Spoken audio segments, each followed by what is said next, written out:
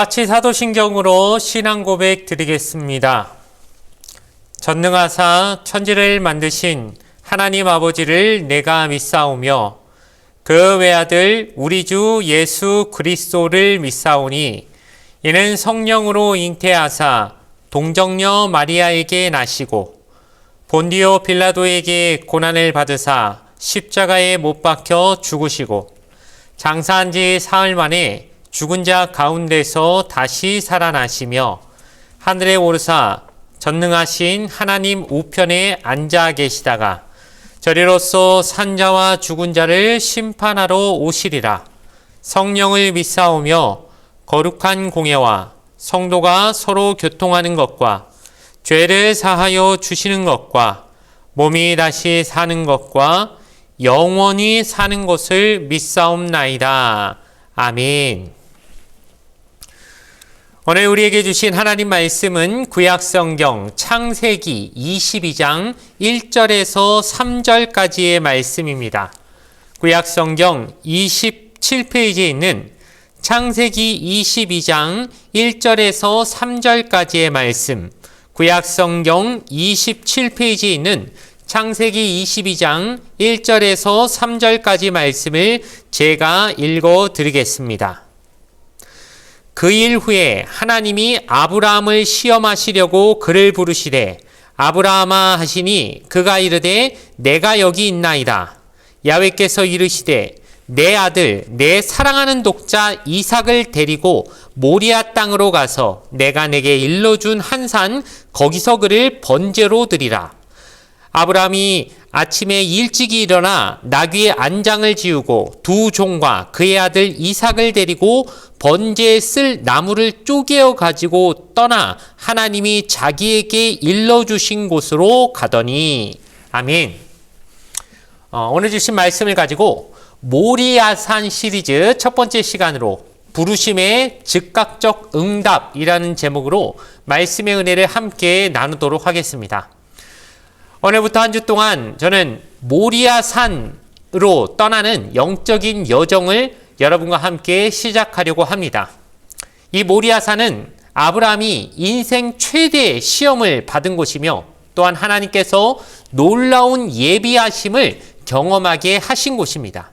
오늘 먼저 하나님의 부르심 앞에 서는 순간을 묵상하면서 아브라함이 승리했던 그 시험의 그 모습을 그대로 본받아 우리의 신앙에도 그런 놀라운 승리를 함께 거두게 되는 역사가 있게 되기를 주님의 이름으로 간절히 부탁을 드리겠습니다.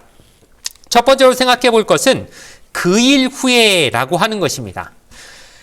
오늘 말씀의 1절을 보면 그 일 후에 하나님이 아브라함을 시험하시려고 라고 하는 그런 구절로 시작됩니다. 항상 성경을 보면 문맥을 봐야 되고 이 사건이 앞에 무슨 일이 있었고 이 사건 뒤에 무슨 일이 일어나는지를 연결해서 봐야 하나님의 그 통시적으로 우리에게 다가오시는 사건들을 우리가 입체적이고 종합적으로 볼 수가 있는데 아브라함도 우리가 잘 아는 이 창세기 22장 아브라함에게 이삭을 바치라고 했던 사건이 과연 무슨 일 뒤에 일어나는지를 알아봐야 이 아브라함 인생 전체에서 이 사건이 어떤 의미를 차지하는지 정확히 알 수 있습니다. 그렇다면 그 일 후에를 알기 위해서는 앞에 창세기 21장 사건을 먼저 우리가 좀 봐야 되는데 창세기 21장의 내용을 보면 한마디로 아브라함 인생에서 최고의 순간들만 연속해서 일어나고 있는 것들을 볼 수 있습니다. 먼저 21장 앞부분을 보면 하나님이 그렇게 약속하셨던 내가 너에게 자손을 정말 많이 줄 것이다. 그 자손이 얼마나 많을지 하나님이 그렇게 창세기 12장에 이미 약속하셨고 그 이후에도 또 너에게 자손을 주겠다. 하늘의 별과 같이 그렇게 자손을 주겠다라는 그런 연이은 약속이 계속 이어지지만 아브라함이 끝끝내 얻지 못했던 그 귀한 자신의 특별히 본처 사라를 통해 주어진 자녀 100세나 되어서 난 그 이삭을 드디어 얻게 되는 장면이 창세기 21장에 나옵니다. 그리고 그 자식을 얻은 사건 뒤에 또 무슨 좋은 일이 생겼냐면 이제 아브라함은 목축업을 하는 사람이기 때문에 어느 한 곳에 터를 잡고 있는 게 아니라 여기저기를 좀 옮겨 다녀야 되는 사람인데 특별히 그 지방에 뜨내기지 않습니까? 아브라함은 외부 저 갈대아 우르에서부터 온 일종의 가나안 지방에서 봤을 때는 나그네고 이방인이고 그러니 늘 주변 원래 본토 그쪽을 살고 있는 사람들과 어떻게든 좀 친하게 지내고 화목한 상태를 두지 않으면 아브라함에게 있어서는 굉장히 이것이 불안한 상태가 되는 것인데 안 그래도 그 주변 이웃이라고 할 수 있는 블레셋 왕이 아브라함을 찾아오는 사건이 있는데 뭐 한판 싸우자고 하는 게 아니라 오히려 이 블레셋 왕이 와가지고 아브라함에게 아브라함 우리 이제 좀 친하게 지냅시다. 화친합시다. 우리 좀 좋게 지냅시다. 라고 먼저 그렇게 화친을 제안하는 그런 모습으로 다가오는 사건이 창세기 21장 또 뒤에 나옵니다. 그래서 이제 자신 주변에 있는 그 블레셋 족속하고도 이제 서로 싸우지 맙시다. 상호 불가침 조약을 맺게 되는 그래서 굉장히 안정과 평화를 얻게 되는 그런 사건이 또 창세기 21장 뒷부분에 나오는 것이죠. 그러니 그 일 후에라고 하는 그 말 안에는 뭐가 있느냐? 아브라함 인생에서 최고로 좋은 일만 연이어서 일어나고 있는 상황이 있은 후에라고 하는 의미가 있는 것이죠. 약속의 아들을 얻었습니다. 그리고 이제 자기의 그 수많은 재산이 안정적으로 안전하게 유지할 수 있는 그런 평화의 분위기도 얻었습니다. 이제 환경도 좋아졌지요. 아들도 얻었지요. 아유, 이 세상에 이보다 좋은 일이 어디 있습니까? 이제 한마디로 아브라함은 걱정 끝 행복 시작으로 나아갈 것 같은 그 좋은 인생 최고의 절정의 시간 그 뒤에 갑자기 하나님이 나타나셔서 아브라함에게 이런 얘기를 하셨다는 것이죠. 어떤 얘기입니까? 아브라함에게 하나님이 오늘 본문의 말씀 보니까 아브라함을 시험하시려고 라고 되어 있죠. 여러분, 아브라함에게 온 시험이 언제 왔습니까? 아브라함 인생이 최고의 좋은 정점을 유지하고 있을 때 이때 바로 하나님이 믿음의 시험을 거셨다는 거죠. 왜 그렇습니까? 아브라함이 이 영적으로 이 상태에 너무 안주해버리면 안 되기 때문에 하나님으로부터 복을 받았지요. 그런데 그 복을 받았는데 이 복 받은 게 사람의 영혼을 갉아먹을 수 있고 영혼을 나태하고 안주하게 만들 수 있으니까 하나님이 딱 그 시점에 우리에게 믿음의 시험을, 믿음의 테스트를 주신다는 겁니다. 우리가 절대 오해하지 말아야 될 것이 있지요. 예를 들어 어떤 아이가 아빠 엄마가 아이를 너무 사랑해서 아이에게 늘 선물도 주고 뭐 밥도 주고 맛있는 것도 주고 이렇게 귀한 것들을 주면 아이가 좋아하는 걸 많이 주지요. 그럼 아이가 엄마 아빠가 나를 사랑하니까 그 엄마 아빠에게 감사해야 됩니까? 아니면은 그 주는 선물 그 자체를 좋아해야 됩니까? 당연히 나를 축복해 주시고 나를 사랑해 주시는 그 대상을 사랑해야 되는데 어느덧 우리가 하나님을 사랑하는 게 아니라 하나님이 주신 복을 더 좋아하는, 그러니까 물질에 더 매여버리는 그런 잘못된 오해를 빠질 수가 있다는 것이죠. 그러니 하나님이 아브라함에게도 그 귀한 아들 주셨지만 야, 내가 너한테 준 이 아들 자체를 나보다 더 좋아하는 거냐? 아니면 그 아들을 준 나를 진짜 사랑하는 거냐? 하나님이 요걸 좀 알아보고 싶으셨다는 겁니다. 그러니 하나님이 주시는 시험 자체는 아브라함을 괴롭히고 망가뜨리고 무너뜨리려고 하는 시험이 아니라 아브라함을 테스트해서 진정한 순수한 신앙으로 이끌려고 하시는 하나님의 테스트였다. 즉 우리에게 다가오는 하나님의 시험은 저 마귀의 유혹과는 다르게 테스트고 훈련이고 우리의 신앙을 더 연단해서 증명하게 만드시는 더 좋은 유익을 가져다 주는 것이란 걸 기억하며 아유 하나님 섭섭하게 어떻게 하나님이 시험을 하고 그러십니까? 라고 그렇게 생각할 게 아니라 하나님의 시험은 우리를 더 깨끗하고 순결하게 만드시려고 그런 의도로 우리에게 오는 거구나 라고 하는 걸 아브라함의 사례를 통해 확실히 알게 되는 저와 여러분 되어지길 바랍니다. 자, 두 번째로 생각해 볼 것은 내 아들, 내 사랑하는 독자 이삭, 이 얘기에 우리가 좀 생각을 해볼 필요가 있습니다. 하나님이 아브라함에게 시험을 하시면서 그에게 말합니다. 하나님이 이르시되 내 아들, 내 사랑하는 독자 이삭을 데리고 모리아 땅으로 가서 내가 거기 알려준 그곳에 가서 너는 번제로 드리라고 하나님이 정확히 무엇을 하나님 앞에 바치라고 하는지를 하나님이 아브라함보다 훨씬 더 정확하게 오늘 딱 얘기를 해주시는 거죠. 그 대상이 누구입니까? 먼저 내 아들이라고 합니다. 아브라함에게 있어서 그 아들이라고 하는 말이 얼마나 큰 의미를 가지는지 우리 아브라함 인생 전체를 알고 있기 때문에 이걸 너무도 잘 압니다. 하나님이 그렇게 75세에 부르셔가지고 내가 너한테 큰 민족을 이루겠다. 약속만 주셔놓고 실질적으로 눈에 보이는 아들은 없어서 그냥 전전긍긍하고 그래서 막 첩도 없고 막 여러 가지로 방법을 인간적 방법 다 써봤지만 그거 아니라고 하나님이 내가 너의 본처를 통해 주겠다라고 했던 그 아들, 결국 백세나되어서 얻은 그 아들, 이거 뭐 더 이상 말할 필요가 뭐 있겠습니까? 얼마나 귀한 가치를 가지는지 누구보다 잘 아시는 하나님께서 콕 집어가지고 내 아들 이렇게 말하면서 그 아들을 지금 지목하고 계시는 겁니다. 게다가 그냥 아들이 아닙니다. 하나님이 더 정확하게 말씀하십니다. 내 사랑하는 독자 이삭. 그러니까 하나님이 여러분 우리 예전 어른들 보면 자식 많은 10명, 20명 옛날 왕들 보면 막 아들 자녀 엄청 많은 왕들 보면은 개 중에는 자기가 마음에 안 드는 자식들은 막 미워하고 막 편애하고 그런 모습도 우리가 보지 않습니까? 그러니 아브라함이 사랑하지 않는 자식이면 또 별 의미 없지요. 하나님이 그런 거 받으려고 안 하십니다. 딱 정확히 하나님이 아시죠? 네가 사랑하는, 하나님은 아브라함이 이삭을 얼마나 사랑하는지 다 알고 계신 겁니다. 너 사랑하는 그 아들, 게다가 독자 이삭. 하나님이 너무 잘 아신다니까요.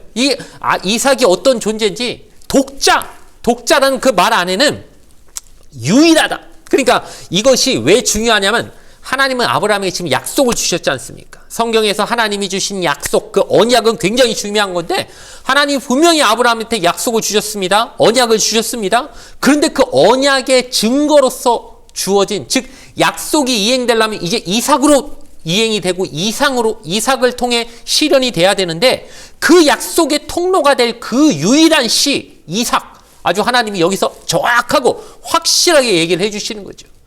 여기 독자라고 하는 말이 신약에 가면 요한복음 3장 16절, 우리가 잘 아는 하나님께서 이 세상을 이처럼 사랑하사 독생자를 주셨으니 할 때 그 독생자라고 하는 그 말과 정확히 일치하는 단어라고 합니다. 그러니 하나님에게 있어서 예수님, 독생자 예수님과 같은 그런 위치를 차지하는 바로 아브라함에게 있어서는 그런 이삭이었다는 거죠. 얼마나 귀합니까? 얼마나 유일합니까? 게다가 하나님의 약속이 이삭을 통해 이루어져야 되니까 약속의 통로라고도 할 수 있는 의미를 가진 그 이삭. 근데 하나님이 딱 지적해서 그 이삭을 바치라고 하시는 거죠. 이 보통 문제가 아닌 거죠. 그리고 하나님이 여기서 어디로 데리고 가서 하라고 합니까? 모리아 땅. 여기서 모리아라고 하는 게 처음 나타나는데 제가 이 설교를 전체적으로 모리아산 여기를 중심으로 의미를 가지고 생각해 본 이유가 무엇이냐면 이 구약 성경에 지금 아브라함 사건에서 등장하는 모리아산은 나중에 계속해서 신구약 성경을 걸쳐서 아주 중요한 의미를 가지며 반복해서 등장하는데 먼저 아브라함이 이삭을 바치려고 했던 이 모리아산은 다윗 시대에는 어떻게 됩니까? 다윗이 사단의 꼬드김에 빠져가지고 인구조사를, 하나님 싫어하는 그 인구조사를 했다가 하나님으로부터 큰 책망받고 벌을 받는데 하나님 앞에 간절히 다윗이 부르짖으면서 하나님 제발 이제 그 재앙을 좀 몰아내 주십시오. 제 잘못 때문에 우리나라 백성들이 이렇게 죽는 게 너무 마음 아픕니다. 그랬더니 하나님이 천사를 보내가지고 아라우나의 타작마당에서 나를 위해 제사를 바치면 내가 이 재앙을 멈추게 하겠다. 그래서 그 재앙이 멈춘 다음에 그 아라우나의 타작 마당을 다윗이 사지 않습니까? 그리고 나중에 아들 떼에 가서 거기다가 성전을 짓게 하는데 그 아라우나의 타작 마당이 어디냐? 성경에 모리아산이라고 또 등장하는 거예요. 그러니 아브라함이 이삭을 제사로 바쳤던 곳이 모리아산이고 솔로몬의 성전이 지어진 곳이 모리아산이고 신약에 와서는 예수님이 십자가를 지고 올라가시는 이제 골고다 언덕이 나오는데 골고다 언덕이 모리아산 정확히 거기는 아니지만 어쨌든 모리아산이 나중에 예루살렘이 되면서 결국 골고다는 그 근처니까 하나님의 아들 예수 그리스도가 하나님에게 영원한 희생 제사가 되어지는 그 십자가 사건까지 어찌 보면 이 모리아산이라고 하는 이 위치를 중심으로 신구약의 그 중요한 사건 마디마디마다 하나님이 얻고자 하셨던 그 중요한 제사의 모습들이 전부 이 모리아산을 중심으로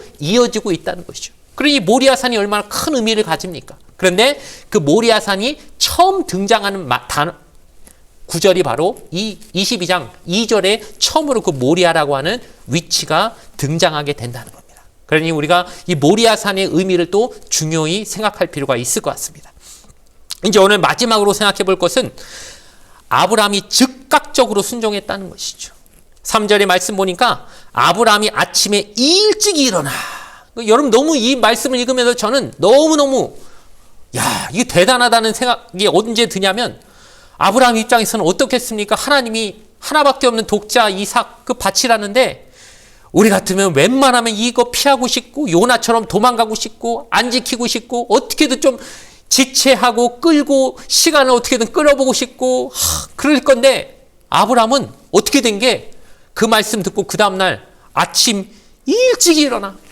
이거 뭡니까? 하나님 앞에 그냥 아주 순종을 하는데 그냥 순종이 아니라 즉각적으로 나는 그냥 자꾸 시간 끌면 자꾸 안 지키고 싶은 불순종의 유혹만 들 거니까 모르겠다 냅다 그냥 하나님 앞에 이것저것 자꾸 유혹에 빠지느니 나 그냥 여기서 확 그냥 빨리 하나님 앞에 순종의 모습으로 내가 해버려야 그래야 다른 유혹이 안 될 것 같으니까 아브라함 입장에서는 이것저것 잴 시간 없이 그냥 바로 아침에 일찍 일어나자마자 착착착 순종을 했다는 것이죠. 이게 어떻게 할 수 있냐면은 3절 말씀을 곰곰이 읽다 보면 이것이 신학적으로 보면은 일종의 히브리어 안에서 바브 연속법이라고 하는 문법이 나오는데 한 사람이 하는 동작, 이 동사들이 연속해서 등장하는 겁니다. 마치 이와 같습니다. 아브라함이 보면은 아침에 일찍이 일어났지요. 일어나서 안장을 지우고 그리고 종들과 이삭을 데리고 그리고 나서 나무를 쪼개고 또 다시 일어나서 모리아산으로 가니라. 이 6개의 동사가 연속적으로 일어난다는 건 마치 뭘 의미하냐면은 저 사람이 작심하고 미리 세운 계획대로 착착착 진행하고 있구나라는 걸 우리에게 보여주려고 이런 식으로 표현을 하고 있다는 것이죠. 한마디로 아브라함은 거침없이 행동했다는 겁니다. 조금의 망설임도 없이 한번 굳게 결심한 걸 여기에 흔들리지 않고 쭉 밀고 나갔다는 걸 우리에게 보여준다는 겁니다. 즉 그는 하나님 앞에서 순종할 때 지체하지 않으려고 했습니다. 자꾸 시간 끌고 번민하고 고민해봐야 그래야 자꾸 불순종하고 싶은 유혹만 드는 것이니까 내 그냥 하나님 앞에 아주 즉각적으로 그냥 해버리란다. 하나님 앞에 그런 식으로 단호하게 갔다는 것이죠. 아브라함이라고 왜 하나님 앞에 좀 하나님 다른 걸로는 안 될까요? 아이고 꼭 독자 이삭이어야만 됩니까? 내 대신에 뭐 양을 바치라면 1000마리고 2000마리고 하나님 앞에 바칠 수 있습니다. 소를 달라고 해도 바칠 수 있습니다. 낙타를 달라고 해도 하나님 앞에 드릴 수 있습니다. 근데 내 유일한 아들 그 어떻게 이삭을 달라고 하십니까? 좀 다른 거는 안 되겠습니까? 하나님 앞에 나름 타협도 하고 싶은 마음도 있었을 것이고 하나님 이거 아니면 딴 건 안 되냐? 아니면 왜 하필 또 어떻게 하나님이 주실 때는 언제고 그 아들을 달라고 하십니까? 따질 수도 있고 여러 가지 아브라함도 마음속에는 여러 고민도 있고 범민도 있었겠지만 하나님 앞에서 아브라함은 그냥 눈 딱 감고 순종하는 길을 택했다는 것이죠. 게다가 아브라함은 이 이야기를 아내 사라하고 상의하지도 않습니다. 왜요? 사라하고 얘기해봐야 뭐 사라 입에서 뭔 말이 나오겠습니까? 아이 그래요. 내 아들 그 갖다 하나님 앞에 그 바치세요. 이럴 리가 없지 않습니까? 사라가 아주 난리가 날 걸 알았으니까 애초에 하나님 앞에 순종하는데 방해될 것 같은 요소를 아브라함 스스로 그냥 자기 안에서 다 정리를 해버리고 아침 꼭두새벽부터 일어나서 그냥 하나님 앞에 직진 일직선으로 쭉 앞으로 나가는 길로 아브라함은 선택을 하고 나아갔다는 것이죠. 이 모습을 보면서 우리한테 진짜 없는 모습이 이 모습이구나. 그리고 하나님 앞에 정말 나갈 때 우리가 필요한 모습이 이 모습이겠구나라고 하는 생각을 하게 되었습니다. 사랑하는 성도 여러분, 우리에게도 이삭이 있을 것입니다. 아브라함에게 있던 이삭, 하나님이 주셨는데 어느 순간 하나님보다 더 좋아지고 하나님보다 이게 더 가치 있어지게 느껴지는, 즉 하나님과 그것 사이의 위치가 쓱 바뀌어버린, 나도 모르게 하나님보다 더 우선시하게 돼버린 어떤 것이 여러분에게는 없습니까? 저는 곰곰이 생각해 보니까 있는 것 같더라고요. 뭔가 하나님보다 더 사랑하고 내 심적으로 더 의지가 되고 더 집착하게 돼버린 것, 이걸 하나님이 찾으시는구나. 결국 하나님이 그걸 냅두실 수가 없고, 하나님 입장에서는 사랑하는 자녀가 나보다 저걸 더 사랑하는 꼴을 하나님 도저히 봐주고 계실 수가 없기 때문에 하나님이 어느 순간 우선순위를 먼저 체크하시기 위해서 그 믿음의 시험을 우리에게 하고자 하실 수도 있겠다는 생각을 해보았습니다. 그때 우리가 얼마나 망설임이 있겠습니까? 그러니 지금부터 우리가 어떻게 보면 미리 연습하고 준비해놔야 할 줄로 믿습니다. 만약에 하나님 이거 달라고 하시면 난 어떻게 할까? 즉각적으로 아브라함처럼 그렇게 순종할 수 있을까? 아니면 자꾸 미루고 변명하고 타협하려고 하고 어떻게든 뒤로 질질 끌어버리려고 하는 그런 모습은 내 안에 있지 않을까? 한번 우리가 이 아침 이 새벽에 그거 한번 생각해보고 하나님 앞에 조용히 기도하는 시간 갖길 바랍니다. 하나님, 나에게 원하시는 모습이 무엇입니까? 그리고 하나님 지금 나에게 있어서 너 나보다 이걸 더 좋아하는 것 같은 게 있는 것 같은데 그게 너의 이삭이야. 너 근데 그것도 나한테 바치라면 바칠 수 있냐? 하나님이 그렇게 내 믿음을 테스트해보고 싶으셔서 나에게 다가오신다면 하나님 앞에 우리는 어떤 모습을 가질 수 있을까? 아브라함처럼 즉각적으로 순종할 수 있는 모습이 되어지기에 더욱더 하나님 앞에 철저히 낮아지는 훈련의 모습을 감행하는 저와 여러분 되어지길 바랍니다. 그래야 할 때 물론 아브라함도 마음에 분명히 고민도 많았을 것이고 그 밤 아마 뜬 눈으로 지새웠을지도 모르겠다는 생각을 해봤습니다. 아침 일찍이 꼭두새벽에 일어났다는 게 아주 그냥 마음 편하게 자고 일어난 것 같지는 않을 것 같아요. 분명히 고민도 하고 밤을 거의 자는 듯 마는 듯 뜬 눈 세우다가 꺾기요 하고 새벽딱 울 때 아브라함이 그래도 마음 굳게 먹고 내가 여기서 시간 끌면 분명히 하나님 앞에 불순종하고 싶은 마음밖에 내 안에서 안 생겨날 건데 그러다가는 하나님 앞에 또 불순종할 거니까 아니다. 내가 마음 먹은 순간 내가 하나님 앞에 질질 끌지 말고 착착착 하나님 앞에 이 모든 것들을 조금도 지체 없이 진행해 나가야 하나님 앞에 순종할 수 있겠다 생각하며 그렇게 단호하게 나갔던 것처럼 우리도 하나님 앞에 그 즉각적인 순종을 꾸준히 해나가는 저와 여러분 되어지기를 주님의 이름으로 간절히 축원을 드리겠습니다. 잠시 기도드리겠습니다. 사랑이 많으신 아버지 하나님 감사합니다. 오늘 이 아침 이 새벽에 아브라함처럼 우리가 하나님의 부르심 앞에 서 있는 줄 압니다. 하나님 앞에 아브라함이 말했던 것처럼 내가 여기 있나이다 라고 고백할 수 있는 저희가 되게 하여 주시었고 하나님께서 우리에게 너의 이삭을 바치라고 말씀하실 때 내 이삭이 무엇인지 먼저 한번 우리가 생각해 보면서 그것마저 하나님 앞에 드릴 수 있는지 다시 한번 돌아보고 또한 하나님이 바치라 하실 때 미루지 않고 변명하지 않고 타협하려고 하지 않고 즉각적으로 순종할 수 있는 이 하루가 될 수 있도록 하나님 인도하여 주시옵소서. 감사드리며 예수님의 이름으로 기도드리옵나이다. 아멘. 주기도문으로 예배를 모두 마치겠습니다. 하늘에 계신 우리 아버지여 이름이 거룩히 여김을 받으시오며 나라가 임하시오며 뜻이 하늘에서 이루어진 것 같이 땅에서도 이루어지이다. 오늘 우리에게 일용할 양식을 주시옵고 우리가 우리에게 죄 지은 자를 사하여 준 것 같이 우리 죄를 사하여 주시옵고 우리를 시험에 들게 하지 마시옵고 다만 악에서 구하시옵소서. 나라와 권세와 영광이 아버지께 영원히 있사옵나이다. 아멘.